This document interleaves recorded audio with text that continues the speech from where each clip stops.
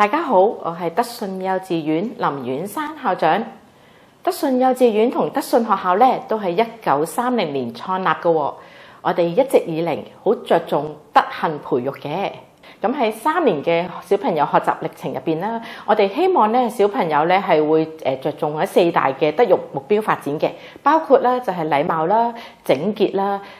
分享同責任嘅，係啦。咁我哋希望咧小朋友咧透過老師嘅德育劇場啦，咁亦都係有表揚同埋有家校合作啦，咁令到小朋友咧去逐漸咧去建立同內化佢哋呢啲良好嘅品德教育行為嘅。我哋會將個劇場內容啦，咁就會重點咁樣咧去發放俾家長信息咁知道嘅。咁亦都希望咧家長咧學校咧從而作出配合。例如我哋講整潔喎咁樣，咁小朋友咧除咗咧知道佢自己咧要着整齊嘅校服之外咧，其實我哋相信咧家長嘅配合都好緊要嘅。點樣去幫小朋友係啦做一個即係整潔嘅小朋友啦，或者平時出街嗰陣時，佢都要點樣去整潔儀容啦。咁佢即係喺日常生活之中咧都會實踐良好嘅品德教育咁樣咯。